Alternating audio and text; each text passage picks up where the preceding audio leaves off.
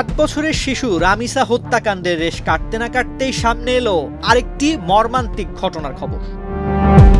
রাজধানীর রামপুরায় ঘটেছে আরেকটি চাঞ্চল্যকর ঘটনা।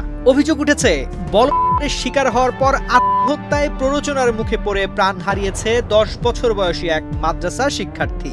আর এ ঘটনায় মূল আসামি হিসেবে গ্রেফতার হয়েছেন একই মাদ্রাসার শিক্ষার্থী শিহাব হোসেন।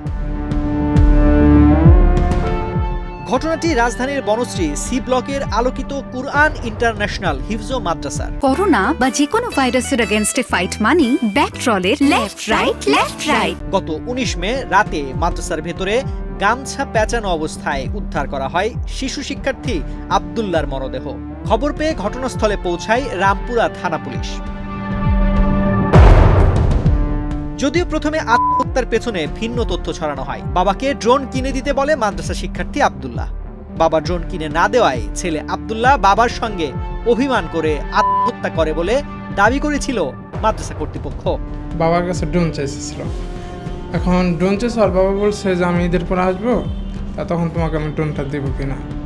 ওই বলতেছে না আমার এখনই লাগবে ড্রোনটা, কিন্তু ওই খুবই অভিমান করতে বলতেছে যে আমি পড়ালেখাও করবো না, পড়াশোনাবো না, আমি খাওয়া দাওয়া বন্ধ করে দেবো। এসব কথাবার্তা অনেক কিছুই বলছে বাবাকে।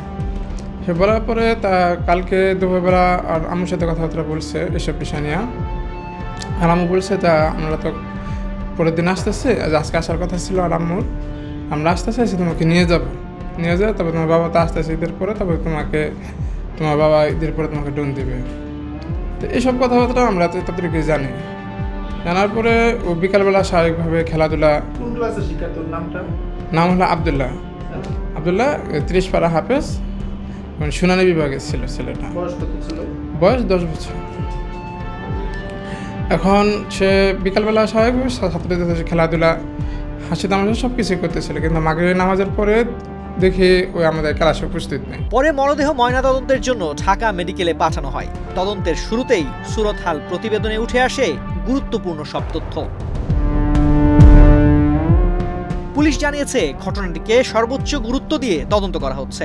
প্রযুক্তিগত সহায়তা ও সিসিটিভি বিশ্লেষণের পাশাপাশি খতিয়ে দেখা হচ্ছে অভিযুক্ত শিহাবের আগের নানা অপরাধের রেকর্ডও। আমরা যেটা সঠিকতা মোটামুটি আপাতত পাই, সেই সঠিকতার পরিপ্রেক্ষিতে ভিকটিমের মা আমাদের কাছে আসেন।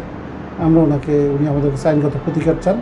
আমরা ওনাকে ওনার এজাহারের ভিত্তিতে আমরা আসামি শিহাব ও অজ্ঞাত অন্যান্যের বিরুদ্ধে নারী শিশু নির্যাতন দমন 2003-এর 9-1, যেটাকে ধর্ষণ বলে, সঙ্গীহ আত্মহত্যার প্ররোচনায় পেনাল কোড 306 ধারার একটা মামলা রেকর্ড করি। তদন্ত শেষেই এই নির্মম মৃত্যুর পেছনের প্রকৃত সত্য পুরোপুরি উন্মোচিত হবে বলে আশ্বাস আইন শৃঙ্খলা বাহিনীর। শিহাব গ্রেফতার হওয়ার পর মুখ খোলেন মাদ্রাসাটির সহকারী অফিস প্রধান আব্দুর রহিম। তিনি বলেন, তো শিহাব সে 4-5 জনকে সমকামীর যে একটা বাংলাদেশ না পুরো বিশ্বে প্রচলন আছে, সে সমকামী প্রস্তাব দেয় ওর সঙ্গী 3-4 জন ছাত্রকে। ওই ছাত্ররা পরিবারের কাছে অবগত করে, পরিবার আমাদেরকে জানায় যে এই ছাত্রটা এরকম প্রস্তাব দিছে আমার ছেলেকে সমকামী করার জন্য। তারপর আমরা ওর বাবাকে জানাই, শিহাবের বাবাকে জানাই যে সে মাদ্রাসার ছাত্রদেরকে এইসব প্রস্তাব দিচ্ছে, তাকে দ্রুত মাদ্রাসা থেকে নেওয়ার ব্যবস্থা করেন এবং এর সমাধান দিয়ে যান।